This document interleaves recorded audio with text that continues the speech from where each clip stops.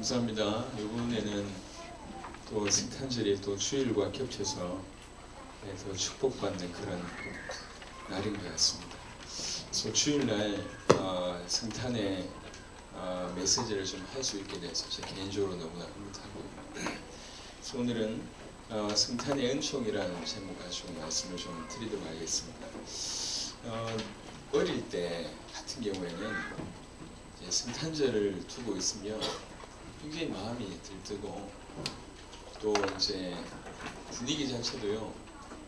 이제 그게 뭐 꼭 좋다 이게 아니지만 적어도 온 나라가 캐롤의 분위기부터 시작해서 뭐 모르지만 이제 뭐 분위기 자체가 성탄에 대한 불신자는 뭐 노는 거에 대한 부분이겠지만은 그런 분위기가 있었던 것 같은데요. 최근에는 그런 의미도 그런 분위기도 지금 점점 없어지고 있는 것 같아요. 그리고 이제 본격적으로 노는 거에 대한 의미를 계속 부여하고 있는데 불신 세상이 그렇게 가는 거는 충분히 이해할 만하지만 교회 안에서의 분위기도 우리가 한번 좀 생각을 해봐야 되겠다 싶은 생각이 듭니다. 성탄절이 됐는데도 별로 기쁘지 않다. 둘 중에 하나예요. 하나는 뭐냐면 그 예수님이 나하고 상관이 없든지 오시든지 말았든지 이런 분들한테는 그리스도께서 이 땅에 오신 부분이 별로 기쁘지가 않습니다. 또 하나는요, 아는데 머리로만 이제 차 있는 거죠. 그 이신론적인 신앙이라고 얘기하는데요, 알아요. 아는데 기쁘지 않는 것이 이게 그 사람의 우리의 어떤 신앙의 상태 내지는 색깔이라고 얘기할 수 있습니다. 니체 알았습니다. 성경 잘 알고요. 볼테르 이런 사람들 다 성경 잘 알고 있습니다. 다 알고 있는데 나중에 니체는 뭐라고 얘기했냐? 신은 죽었다 이렇게 얘기했잖아요. 나중에는 이 니체라는 사람이 점점 미쳐가면서는 이제 이렇게 낙섭장에 이렇게 써놓기를 신은 살아있다, 나는 죽었다 이렇게 이제 낙섭장에 썼다라는 걸 제가 알고 있는데 이 사람들이 성경 대표적인 부분들이 뭐냐? 다 성경을 알고 있어요. 집안 자체가 기독교 집안이고 어떤 분들은 목사들이고 다 알고 있다니까요. 볼테르라는 사람은 본격적으로 무신론적인 입장에서 어느 정도 흥분했냐? 성경을 다 보면서 성경을 알면서 이건 너무너무 심하다, 썰하다. 100년 후에는 이런 미신 같은 이 성경은 존재하지도 않을 것이다. 인쇄소를 운영했는데 그 인쇄소에서 본격적으로 이 무신론 관련한 책들을 펼치는 이랬던 거예요. 그런데 이제 이렇게 결국 죽음의 병에 이르게 되고요. 이제 죽을 수밖에 없다는 사실을 알면서 의사한테 액을 복구를 합니다. 6개월만 내 생명을 연장시켜주면 내 가진 모든 거 주겠다. 근데 연장시켜줍니까? 연장시켜줄 수가 없죠. 그러니까 죽으면서 나는 영원히 지옥불에 꺼져간다. 그때 그 비판했던 그 책을 펴냈던 그 인쇄소는 지금도 성경 펼치내는 인쇄소로 이제 바뀌었다고 하는 아이러니가 있는데 이런 사람들이 뭐냐면 다 알아요. 이제 머리로는 아는데 이제 가슴하고는 상관이 없는 거죠. 우리는 지금 이제 와가지고 오늘 오후에도 특송도 할 거고 어제 제가 와서 메시지 준비하다 보니까 우리 대학생 청년들 막 꽁트 하더라고요. 제발 손 감지럽지 않도록 낯 뜨겁지 않도록 잘해주시기를 바랍니다. 서로 이제 연극하면서 서로 민망하지 않도록 할 바에 확 해버리면 민망하지 않은데 앞에 서서 부끄러우면 우리도 막 이렇게 오그라들고 하잖아요. 이런 거 없기를 바라면서 여하튼 보니까 다 좋아요. 다 좋은데 우리 마음에 행사가 아니라요. 이제 성탄이 나하고 어떤 관계가 있는지에 대한 부분들이 없다면 그게 지금 우리의 신앙의 상태인 것 같습니다. 성탄절이니까 성탄 예배 드리고 송구영신이니까 송구영신 드리고 추수감사절이니까 마지못해 추수감사하는 신앙 가지고는 안 됩니다. 그래서 왜 성탄절이 왔는데 기뻐하지 아니할까? 이 생각을 해본 적이 있어요. 왜 그렇지? 그래서 이 부분이 우리도 한번 점검해 볼 필요가 있습니다. 그냥 기본을 무조건 들뜨게 하라 그 얘기가 아니고요. 그러니까 뭔가를 좀 잘 몰라서 그런 게 아닌가 그런 생각이 들어요. 할머니 두 분이 지하철에 가고 있는데 A 할머니가 얘기한 거야. 나는 핸드폰 진동이 잘 안 느껴진다면서 이렇게 얘기한 거야. 그 B 할머니가 얘기하기를 지하에 있어서 그렇다는 거야. 지하에 있어서 잘 안 터진다고, 진동이 잘 안 느껴진다고. 전화 오는데 진동이 안 느껴지는 건 지하에 있어서 그렇대요. 그러니까 A 할머니가 아니 나는 집에 있어도 잘 안 느껴지던데 라고 얘기하니까 B 할머니가 기가 막힌 말을 했어요. 그거는 지하에서 걸어서 그렇다면서. 그래서 지하에서 걸어가지고 집에서 진동이 잘 안 느껴지는 거라면서. 그러니까 이 A 할머니가 아 그러냐면서 그게 그다 그거를 이제 옆에서 본 거예요. 그러면서 글을 올려놨더라고.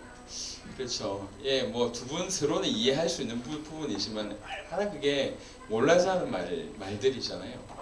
이런 경우들이 사실은 굉장히 많아요. 그러니까 참 모르는구나. 참 모르는구나. 인생을 살아가면서 대충 알아도 될 게 있고 몰라도 될 게 있지만 절대로 구체적으로 알지 않으면 안 되는 몇 가지가 있어요. 특별히 신앙생활 하면서는 이렇게 5대 산맥이라고 얘기하지 않습니까? 예수님의 탄생, 십자가 부활, 그 다음에 성령 재림, 이게 성경의 5대 산맥이라고 얘기할 수 있는데 그 중에 가장 첫 번째가 주님의 탄생입니다. 이게 내하고 의미가 없을 때는 우리는 신앙생활의 본론이 아직 시작이 안 됐다고 해도 과언이 아닙니다. 또 이미 이런 사실을 알고 있음에도 불구하고 이 부분이 새롭지 않다. 그것도 한번 생각해 볼 필요가 있지 않겠나. 그래서 오늘은 성탄이 도대체 어떤 의미가 있느냐 한번 조금 살펴보면서 우리 기도 제목으로 붙잡았으면 참 좋겠다 싶습니다. 우주에 많은 신비가 있지만 최고의 신비를 세 가지만 추가라고 얘기한다면 제일 첫 번째가 창조입니다. 창조. 그러니까 뭐 빅뱅이 어떻다 무슨 얘기하고 뭐 얘기하던데 한만 얘기해도 시작과 끝은 하나님입니다. 그러니까 이제 여러 가지 얘기할 수밖에 없겠죠. 얘기할 수 있겠죠. 한 사건을 두고 이 사람은 이렇게 얘기하고 저 사람은 저렇게 얘기하는데 하지만 분명히 시작과 끝은 있습니다. 아무것도 없는 무에서 유라한 건 있을 수가 없어요. 절대로 있을 수가 없습니다. 그래서 우주의 3대 신비 중에 제일 첫 번째가 창조입니다. 이런 얘기할 때마다 우주 얘기를 하는 게 굉장히 좀 효과적이다 싶어서 제가 좀 찾아보니까 저는 뭐 찾아볼 때마다 많이 은혜가 돼요. 우리 지구가 이제 태양을 중심으로 365일 6시간 만에 도는데요. 이게 수천 년 동안에 오차 없이 정확하게 이렇게 돌고 있어요. 근데 이 태양계가 또 은하수 중심으로 이렇게 또 이렇게 공전을 한다고 하더라고요. 그 공전 주기가 2억 년이랍니다. 이게 또 오차 없이 막 돌고 있어요. 가만 떠 있는 게 아니라.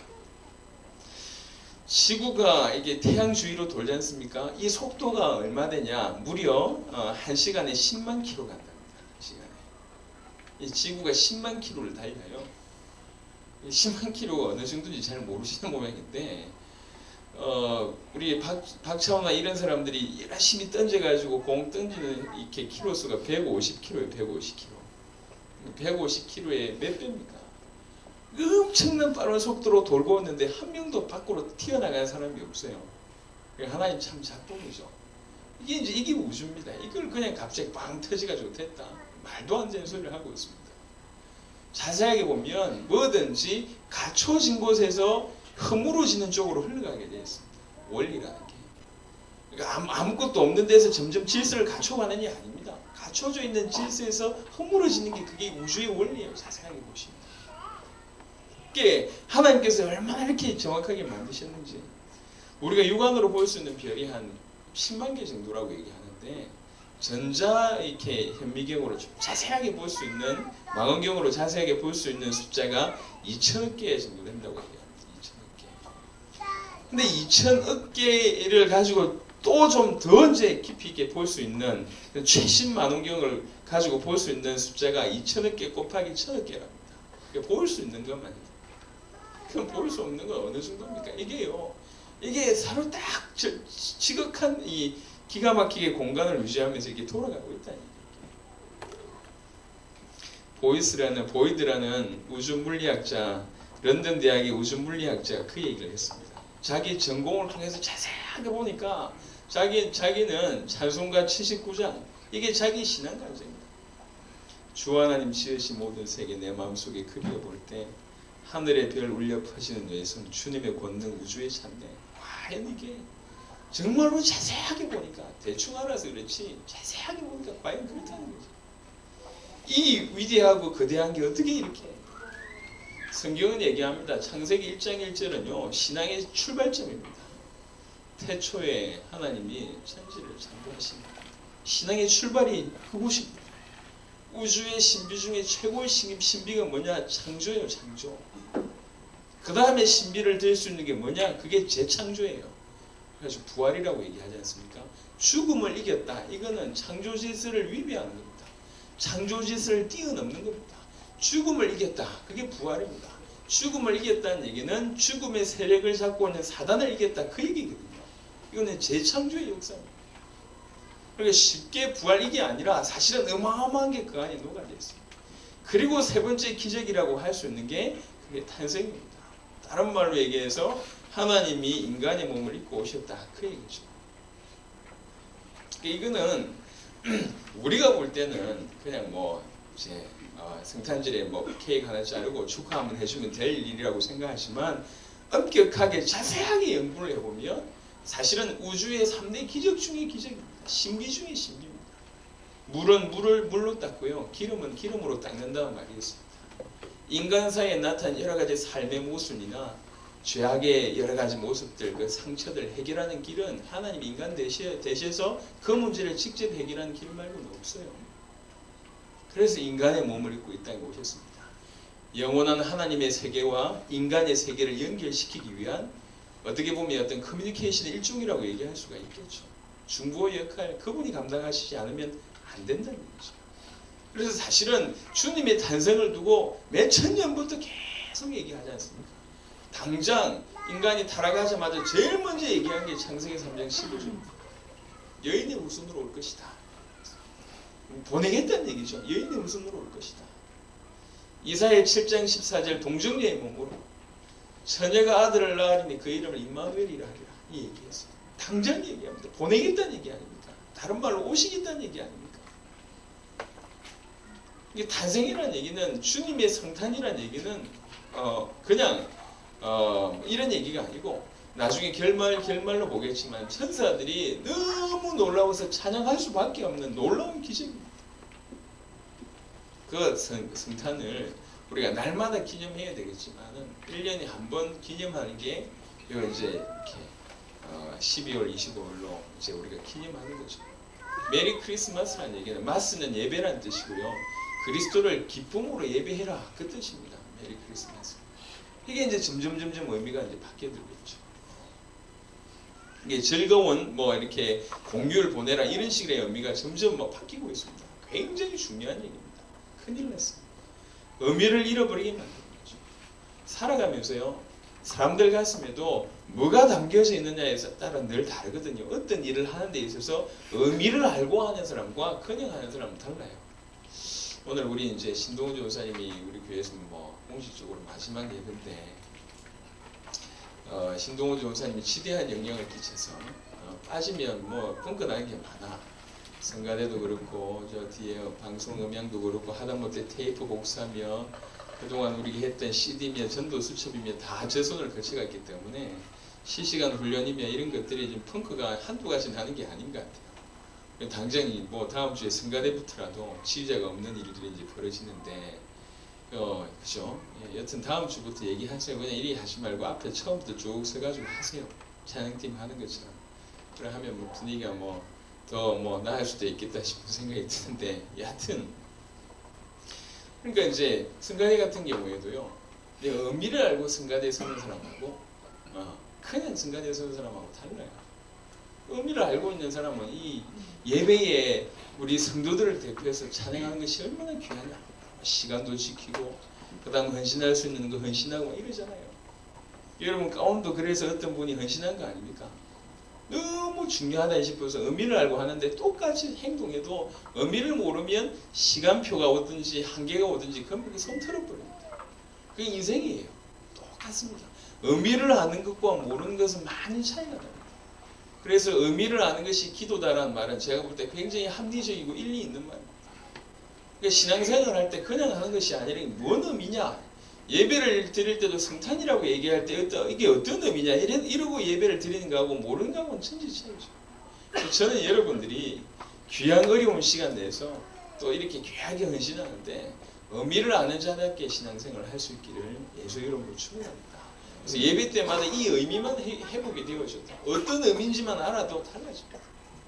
성탄의 의미가 뭡니까? 다른 말로 얘기해서 인류를 구원하시겠다고 하는 약속을 이미 허락하셨는데 그 약속이 실제로 드러나는 사건입니다. 인류를 구원하시겠다는 약속의 실현이 이 사건이에요. 성탄입니다. 아까 얘기했듯이 여자의 후손 보낼 것이다. 처녀가 아이를 낳을 것이다. 그 얘기를 쭉 하고 있는데 그게 실현된 게 이 사건입니다. 예레미야 23장 5절부터 6절 보면 다윗에게서 의로운 가시를 내가 세울 것인데 그분이 나타나면 왕이 되어서 지혜로운 왕이 되어서 잘 다스릴 것이고 그 다음에 유다를 찬송하게 할 것이고 이스라엘 높일 것이고 평화가 임할 것이고 그 얘기 쭉 합니다. 그래서 그 이름을 여호와 우리의 의라고 얘기할 것이다 얘기합니다. 시종일관 뭐 얘기하냐? 메시아 보내겠다. 메시아 보내서 중요한 부분들을 해결하겠다 그 얘기입니다. 그 인류를 구원하시겠다는 약속의 실현이 성탄입니다. 그래서 구약에는요 이 부분에 대한 얘기들을 계속 얘기합니다. 오신 이유를 한마디로 얘기하자면 그 이름에 포함이 되어 있습니다. 예수라는 이름의 뜻이 뭐냐? 여호와의 구원하심이라는 뜻이에요. 성경적으로 얘기하면 자기 백성을 저희 죄에서 구원하실 자다. 이런 의미가 예수라는 얘기입니다. 예수란 이름 안에 모든 게 다 들어있잖아요. 이 땅에 왜 오시겠냐? 이유가 다 들어있어요. 성경에는 350회 내지는 450회 정도를 이렇게 다른 데서 얘기를 좀 하고 있는데 예언이 계속 들어있습니다. 동정녀로 나실 것이고 아브라함의 후손으로 오실 것이고 유다 지파에서 다윗의 후손으로 베들레헴에서 나실 것 등 기타 등등 쫙 예언되어 있습니다. 왜 이래야 되냐? 왜 하나님께서 꼭 이 땅에 몸을 입고 오셔야 되냐? 인간이 가지고 있는 죄와 저주 때문에 인간은 노예되어 있으니까 해방받을 길이 없어요. 말틴 루터라는 사람이 이런 글을 썼는데 참 제가 볼 때 일리가 있어요. 죄는 당신의 어깨 위에 있든지 어린 양의 어깨 위에 있든지 둘 중에 하나다. 죄는 당신의 어깨 위에 있든지 어린 양 대신 그리스도의 어깨 위에 있든지 둘 중에 하나다. 당신의 죄를 그리스도의 어깨 위에 올려놓지 않으면 당신의 죄는 여전히 당신을 주장한다. 그 죄가 있다는 얘기는 당신은 죄에 노예됐다는 얘기고 죄에 노예됐다는 얘기는 저주에 노예됐다는 얘기고 저주에 노예됐다는 얘기는 사망에 노예됐다는 얘기고 사망에 노예됐다는 얘기는 사단에 노예됐다는 얘기다. 인생이 노예 인생이다. 빨리 당신 어깨 위에 있는 죄를 어린 양 어깨 위에 올려놔라. 맞는 것 같아요. 모르면 계속 방황합니다. 열심히 하려고 하는데 인간들이 그렇다는 얘기, 인간의 계획하는 것들이 그렇다는 얘기죠. 인간의 계획이 아주 극단적인 한계지만은 이 소설 좀 살펴보면서 참 괜찮다 싶어요. 설명하는데 알베르트 까미라는 사람이 쓴 그 오해라는 소설이 있어요. 굉장히 단편 소설인데 짧은 얘기입니다. 엄마가 두 오누이를 데리고 사는데 이게 어려운 거예요. 너무 어려워졌어요. 그래서 이 오빠가 빨리 가서 돈을 벌어가지고 우리 엄마하고 내 동생 보필해야 되겠다 싶어서 오빠가 떠나버렸어요. 돈 벌러. 오빠는 열심히 가서 돈 버는 거예요. 둘이가 남아있는데 둘이도요. 우리가 빨리 부자 돼야지 오빠를 이렇게 빨리 데려올 수 있지 않겠냐. 그래가지고 둘이가 의논한 게 뭐냐면 여관을 차려요.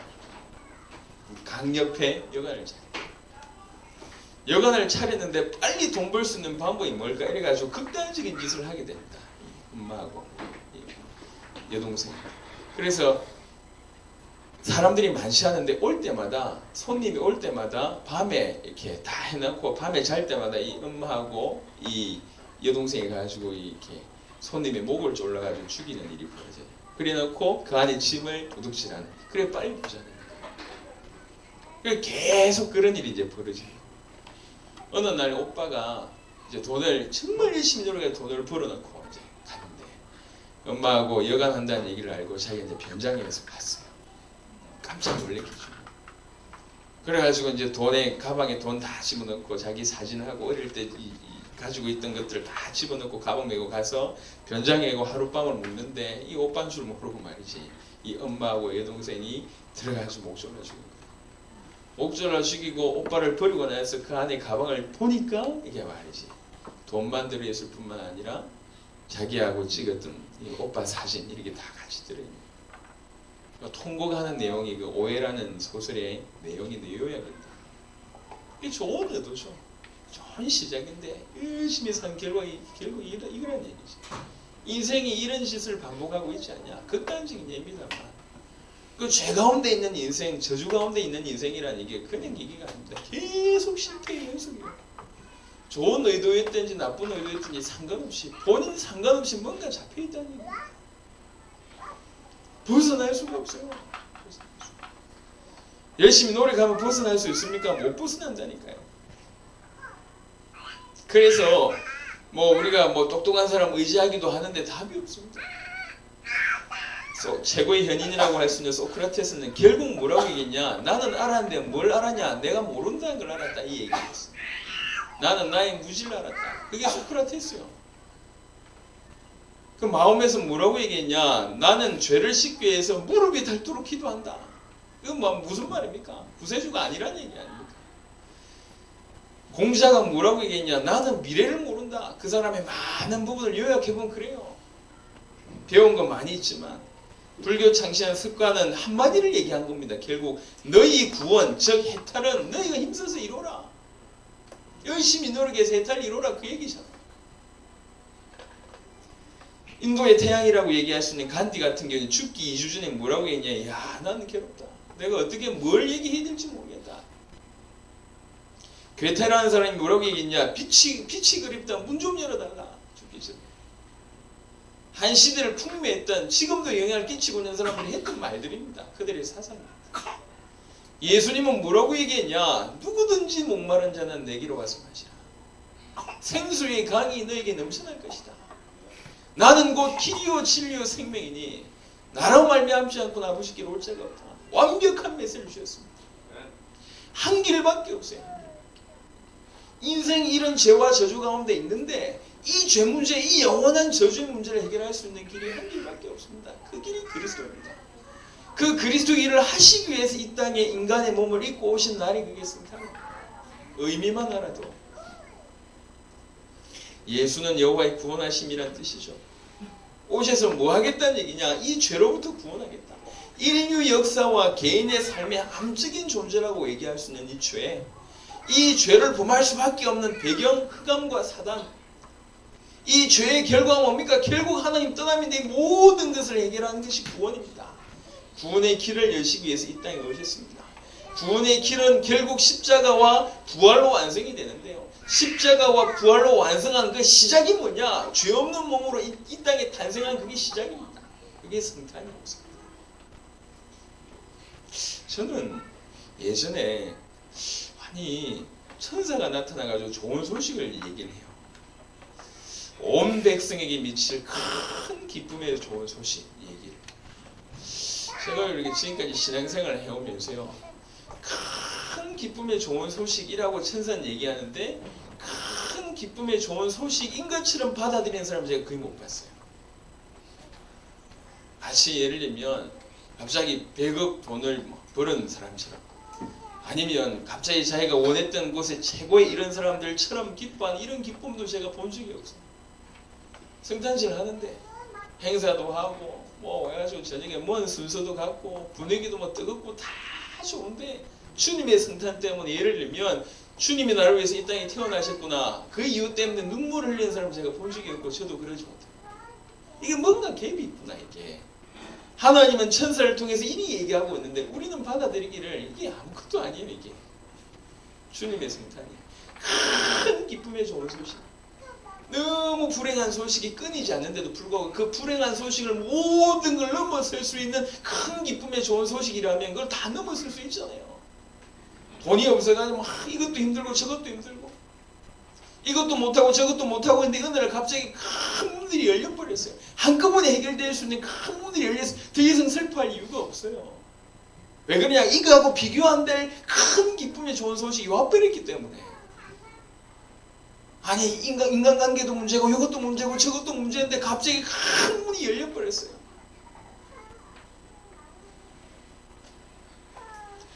요즘에는 그 오디션 방송을 참 많이 하잖아요.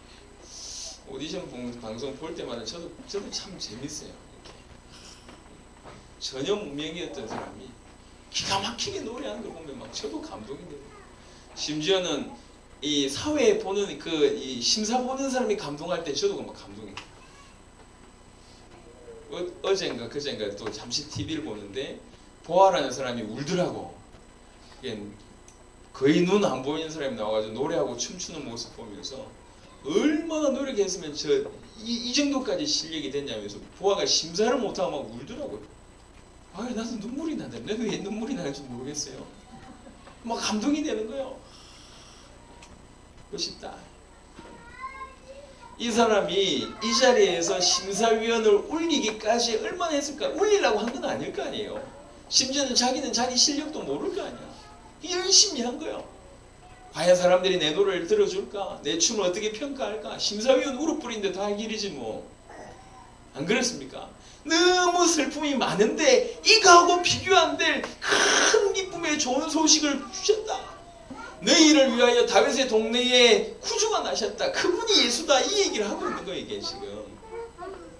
그래서 저는 지금 거의 40년 이상 신앙생활을 쭉 해오고 있는데요. 해오고 있으면서 참 우리가 너무 모르는구나. 저도 그렇고 여러분들도 그렇고 신자들이 뭐 이것저것 다 떼고 우리가 주님의 탄생의 의미를 조금만 깊이 알아보면 억지로 눈물 짤 필요는 없지만 너무 기뻐서 나는 그런 눈물 이 정도 한번 흘릴 정도. 아니 꼭 울자는 얘기는 아니더라도 좀 그만큼 성탄의 예수를 좀 집중하고 예수님의 탄생이 어떤 의미가 있는가.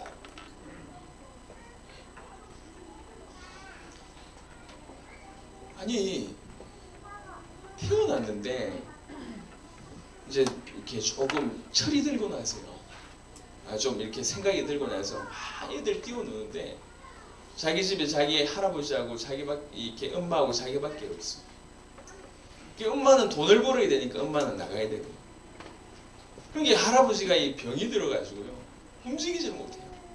하루 종일 이렇게 바깥에 나와가지고 외국에서 있었던 일인데 바깥에 이제 이렇게 어머니가 부축해가지고 의자에 앉아드리면 그 흔들의자에서 멍한 이게 있는 전부 한참 띄워놓아야 될 이 애가 매 끼마다 밥을 차려줘야 되고 뭐 필요한 물 차려드려야 되고 그 다음에 뭐 소변이나 대소변 본다 그러면 도와줘야 돼. 이게 할 짓이 아니라 이게 애가. 그래 자기는 마음껏 친구하고 놀고 싶은데 그래 할아버지 빨리 죽었으면 좋겠다 애가. 그래 어느 날은 그 할아버지 죽었으면 좋겠다 그 얘기를 엄마한테 얘기한 거예요. 그 엄마가 기가 막혀요. 그 얘를 철없는 얘를 앉혀놓고 얘기했어요. 할아버지 왜 저리 된 줄 아냐 얘기합니다. 네 어릴 때 불 났다. 불이 나서 다 없는데 할아버지만 계셔가지고 자고 있는 너 구하러 들어갔다가 다시 했어. 그래가지고 일평생 저 상태로 살고 너는 이렇게 겨우 살아났다. 할아버지 때문에 네가 살게 된 거야. 처음 그 얘기를 들은 거야. 왜 그러냐? 자기 때문에 할아버지 그렇게 됐다는 얘기를 하면 일평생 주눅들어 사니까. 근데 얘가 철없이 할아버지 죽었으면 좋겠다 이 얘기해보니까 어머니가요. 얘기해줘야 되겠다 얘기하고. 암만 어리더라도 그때 제정신이 들어. 나 때문에 우리 할아버지 저렇게 됐구나. 이전에 그렇게 귀찮던 밥 주는 게 이게 감사해요. 응? 이전에 그렇게 귀찮았던 것들이 할 때마다 눈물이 나는 거야. 할아버지 나 때문에 됐구나. 있었던 실화입니다. 의미 하나도 신앙생활은 달라져. 주님이 이 땅에 왜 오셨는가? 우리가 지금 해마다 성탄절을 보내고 있는데, 그죠? 해마다 이 연말의 어수선한 분위기 속에서 성탄 감사한금 내야 되고, 분위기가 연극해야 되고, 우리 대학생 청년들 오늘 보니까 장대철 집사 가족이 꽁트를 하더라고. 기대됩니다. 왜 그럽니까 이게? 신앙생활을 하면서요 의미 모르고 신앙생활 그게 100% 종교생활이에요. 왜 하는지 모르는 거예요. 하고 나서 흥분한 거죠. 그래놓고 난 교회 다녀봤다 이런 게. 성경은 얘기합니다. 천사가 얘기합니다. 너희를 위하여 구주가 나셨으니 곧 그리스도 주신데 온 백성이 미칠 큰 기쁨의 좋은 소식이다.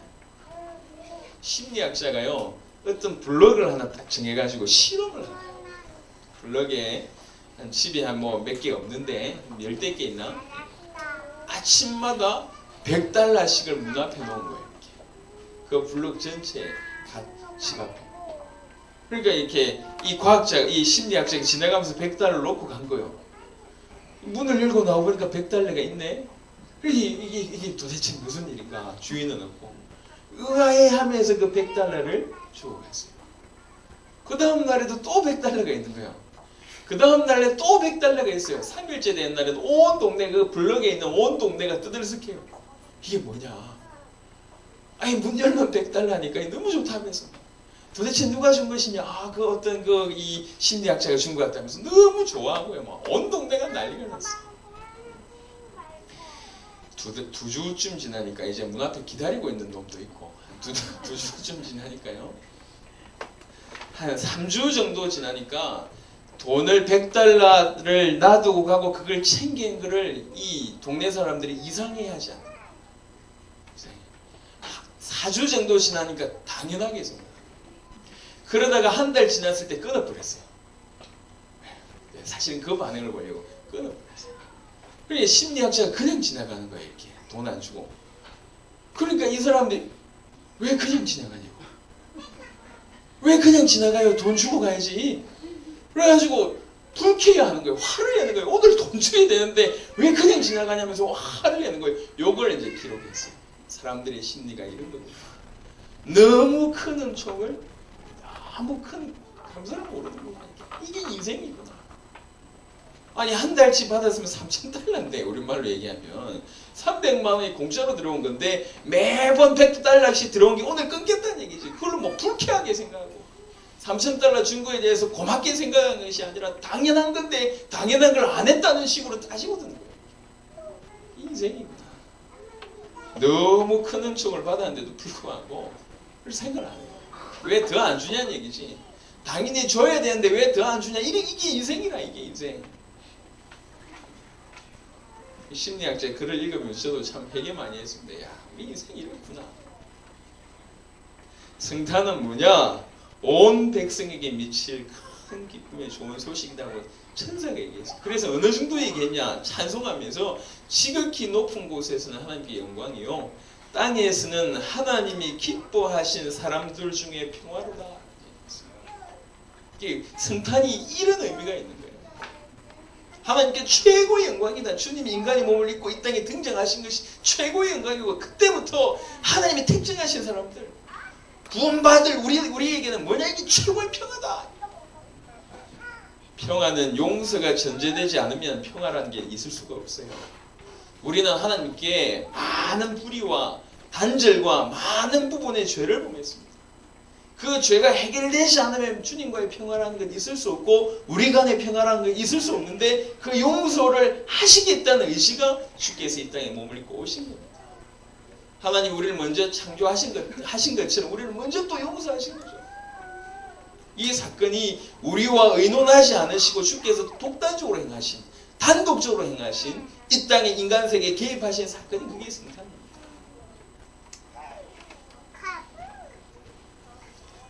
요한복음 1장에 보니까 말씀이 육신이 됐는데 우리가 그 영광을 보니 아버지의 독생자의 영광이요 은혜와 진리가 충만하더라. 이 인간의 몸을 입고 오신 그분을 보니까 은혜와 진리가 충만하더라. 이 땅에 왜 오셨냐? 한마디로 얘기하자면 임마누엘 때문에 오셨어요. 하나님이 우리가 함께 하시기, 그것 때문에 이 땅에 오셨다, 그 얘기죠. 그래서 지금 우리가 임마누엘을 누리고 있다는 얘기는 보통 얘기가 아닙니다. 잘 몰라요. 100% 성경을 달달 외울 필요는 없지만 진짜 중요한 건 놓치지 말아야 됩니다. 그런 우스갯소리가 있어요. 어떤 신학자가 당돌하게 하나님께 얘기한 거예요. 하나님, 당신이 준 이 성경 우리가 너무 쉽고 너무 시시해서 이제 우리한테는 더 이상 거론의 대상이 안 된다. 너무 쉽다. 더 이상 우리는 이 얘기 안 한다. 신학자들이 얘기해요. 그러니까 이제 이 하나님이 그런 답을 했다고 얘기합니다. 우스갯소리지만 도로 표지판이 어려울 필요가 있겠냐. 너희는 지금 천국이 있을지 없을지 심각하게 논의하고 있지만 나는 천국 가는 이정표만 간단하게 얘기해놨다. 너희는 있냐 없냐를 따지고 있지만 나는 가는 길을 간단하게, 주는 그리스도시요 살아계신 하나님의 아들입니다. 간단하게 그것만 얘기해놨다. 그게 성경이다. 그래, 니네 볼 때, 눈에 볼 때, 신학자를 니네 볼 때는 굉장히 우스갯소리처럼 보이고 또 안 믿겨져서 심각하게 논의할지 모르겠지만 진짜 성경의 요시는 뭐냐? 도로 표적판이라는 얘기죠. 천국 가는 길을 정확하게 기록해놨다. 하나님이 우리에게 성탄으로부터 시작되는, 탄생으로부터 시작하는 이게 십자가와 부활로 연결되고 성령으로 연결되어져서 드디어 우리 속에 구원과 임마누엘로 연결되어진 엄청난 여정의 첫 시작입니다. 이게 우리의 얘기죠. 남의 얘기가 아니고 한때 역사의 얘기가 아니라 우리가 어떻게 구원받았는가라는 얘기를 할 때 꼭 먼저 끄집어내야 될 부분이 하나님이 우리 죄 때문에 인간 세계에 개입하셨구나, 이 사건을 얘기해야 된다는 거죠. 가끔은 영화도 그렇고요, 역사도 그렇고 영혼 같은 장면이 있잖아요. 영혼 같은 장면. 그 어떤 아주 짧은 시간이지만 그 어떤 역사적인 사건 때문에 우리 역사가 바뀌었든지 아니면 우리 인생이 바뀌었든지 우리한테는 적어도 영혼 같은 그런 시간, 영혼 같은 사건이 있습니다. 인생을 두고 볼 때는. 예를 들면 사랑하는 사람이 탁 첫 만남을 갖게 됐다. 없나 그런 거? 하여튼 우리 어느 날 최진희 권사님이 저한테 왔어요. 학원에 불신자 한 명 있는데 선생님들이 자꾸 이렇게 연결시켜 준다면서. 자기는 안 하려고 했는데 자꾸 연결시켜 줘가지고 만나보니까 너무 괜찮다면서 저한테 데리고 와서 그분이 우리 장대철 장로님이세요. 네, 그때 제가 바른 말을 했었어야 되는데 하여튼 그렇습니다. 그래서 데려온 거예요. 그래서 지금 이제 애 셋 낳고 있잖아요. 그러니까 뭐 좋은 시간인지 나쁜 시간인지 모르겠지만 영혼 같은 시간이겠죠. 첫 만남이. 할렐루야. 우리에게는 영혼 같은 시간이 있습니다. 짧은 시간이지만 영혼같이 느껴질 시간이 있다. 전 우주의 역사상에 있어서 가장 최고의 하이라이트라고 얘기할 수 있는 장면이 몇 장면이 있어요. 그 중에 주님의 탄생은 우리가 생각한 거하고는 완전히 다른 입장입니다. 하나님이 우리 인류를 건지시려고 직접 인간 세계에 개입한 우주적인 사건입니다. 그게 주님의 탄생입니다. 그래서 천사들이 이렇게 찬송을 했고 믿는 자들이 이렇게 고백을 한 거예요. 예수 믿는 자들의 고백들이 다 이렇게 담아있지 않습니까? 그래서 우리는 신앙생활을 이렇게 열심히 하면서 심지어는 수십 년의 신앙생활을 하면서 의미를 모르고 한다면 너무 안타깝지 않나? 수십 년의 신앙생활을 하면서 진짜 기쁨을 무시한다. 의미 모르고 한다. 너무 억울하지 않냐는 얘기죠. 그래서 신앙생활이 어려운 것이 아닙니다. 중요한 건 몇 가지만 의미만 알아도 신앙생활의 바닥이란 건 없어요. 안고 일어난 게 이런 거 없다니까요. 늘 눈치 보면서 하죠. 이게 아니야. 늘 정점이 있을 수밖에 없어. 항상 제대로 의미만 알아도. 왜 오셨는가? 주님이. 이 땅에 왜 오셨는가? 나하고 무슨 상관이 있는가? 도대체 성경은 이 사건을 가지고 뭐라고 얘기하고 있는가? 너무 큰 은총을 우리가 받았습니다. 너무 크신 은총을 받았음에도 불구하고 그러니까 심리학자가 했던 그 실험처럼 너무 크다 보니까 또 너무 당연하다 보니까 그 당연한 건 이미 받은 건 할 수 없고 더 내놓으라는 이런 입장이라면 우리는 여전히 아직도 어린 자라는 얘기죠. 아직도 미성숙하는 자라고 아직도 의미를 모르는 자와 진비가 없는 자라는 얘기입니다. 오늘 여러분 상황과 사건 상관없어요. 여러분의 문제와 상관없고 여러분의 상태와 상관없습니다. 예. 그거를 넘어설 수 있는 큰 기쁨의 좋은 소식이 임하셨다. 할렐루야. 주님이 우리를 건지시려고 이 땅에 인간의 몸을 입고 오셔서 마침내 여러분을 건지셨다. 요한복음 19장 30절을 마무리하실 때 나는 다 이루었다 얘기해서 그 다 이루신 사건이 우리에게 성취되었다. 여러분의 모든 슬픔을 능가할 수 있는 큰 기쁨의 좋은 소식이 임해버렸다. 오늘 힘을 얻으시고 응답받으시고 자유함을 누리시고 해방받으시는 여러분 되시기를 바랍니다. 그래서 여러분 속에서 이런 하나님 나와 함께 이 어마어마한 일을 치르시고 나와 함께 계시구나 이 사건 때문에 여러분 가는 곳마다 이런 기쁨들이 전달되길 바라고 밖에서 많은 사람들이 틀림없이 전도돼서 오겠지만 더 중요한 건 뭐냐면 우리 입술을 통해서 우리의 기쁨이 우리가 가지고 있는 의미가 전달될 수밖에 없다. 이게 최고의 축복입니다. 성태안의 은총을 최고로 누리는 큰 기쁨의 좋은 소식이라는 말을 이해하고 큰 기쁨의 좋은 소식답게 누리는 여러분 되시기를 예수의 이름으로 축원합니다. 아멘. 같이 한번 기도하겠습니다. 우주의 3대 신비 성탄이라고 할 수 있습니다. 인류를 구원하시겠다는 약속의 실현이고 마침내 우리의 죄 문제를 해결하기 위해서 이 땅에 오신 사건이며 그분이 우리의 죄 문제를 영원히 완벽하게 해결하셨습니다. 그 소식은 깊이 읽고 마침내 큰 기쁨의 좋은 소식이 맞고 하나님께 영광이고 기뻐하신 사람들 중에 평화가 많습니다. 이 축복을 정말로 최고로 누리고 의미를 제대로 알고 이 은총을 감사할 줄 아는 그런 인생이 될 수 있도록 하나님 역사하여 주옵소서. 기도하도록 하겠습니다. 살아계신 주님 감사합니다. 이 시간에도 우리에게 은혜를 베풀어 주신 주님을 찬양합니다. 하나님 우리 성도들에게 하나님 은혜를 더하여 주옵소서. 하나님의 성탄의 의미를 알게 하옵소서. 성탄의 은총을 누리게 하여 주옵소서. 인류를 구원하시겠다는 하나님의 의심이 그 약속의 실현이고 모든 것의 모든 것이 인간 세계에 개입하신 하나님 인간 세계에 인간의 몸을 입고 오신 우리 역사적인 우주적인 사건 살아계신 주님 이 은혜를 풍성하게 누리고 이 은혜를 풍성하게 전달하는 그런 축복이 있도록 하나님 역사해 주시기를 간절히 소원합니다. 성령으로 충만케 하옵소서. 능력으로 충만케 하여 주옵소서. 정말로 큰 기쁨의 좋은 소식 하나님 이 소식의 의미를 깨닫게 하여 주시고 아버지 하나님이여 진실로 하나님께는 영광이고 땅에서는 기뻐하심을 입은 사람들 중에 평화로운 말씀하셔서 그 말씀 그대로 응답받고 그 말씀 그대로 성취되어지고 하나님 역사해 주시기를 기도하며 은혜와 진리가 충만하신 주여 임마누엘로 우리에게 지금 함께 계신 그 주님을 정말로 사실대로 누리도록 하나님 역사하여 주옵소서. 우리에게 영원 같은 시간이 될 수 있도록 하나님 그 주님을 만나는 것이 영원 같은 시간이 될 수 있도록 자리 잡히옵소서. 하나님 역사하여 주옵소서. 살아계신 주님 해마다 주님의 성탄을 기념하는 그런 날들이 있습니다. 때로는 몇 년 또 길게는 몇십 년을 이 성탄절을 지내왔으면서도 성탄의 의미가 우리에게 전달되지 않고 성탄이 우리에게 큰 기쁨의 좋은 소식으로 전달되지 않았던 이유들을 확인하면서 하나님 우리의 어떤 슬픔도 어떤 어려움도 넘어설 수 있는 큰 기쁨의 좋은 소식으로 그 의미를 깨닫는 귀한 축복이 우리 성도들에게 그대로 임하도록 역사하여 주옵소서.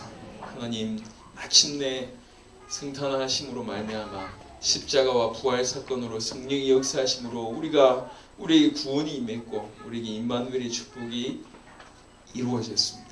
임마누엘의 축복을 실제로 받은 우리 은혜와 진리가 충만한 그 그리스도로 충만한 그런 삶을 살아갈 수밖에 없도록 역사하여 주옵시며 큰 기쁨의 좋은 소식을 가진 자답게 정말 이 땅에서 최고의 응답을 누리는 우리 성도들이 되도록 역사하여 주옵소서. 슬픔에 눌려있지 않게 하시고 하나님 아픔에 잡혀있지 않게 하시고 상처에 붙잡히지 아니하도록 하나님 역사하여 주옵시고 주님이 나와 함께 하신다는 이 이유 때문에 어떤 것도 넘어설 수 있는 그런 남은 날이 되도록 역사하여 주옵소서.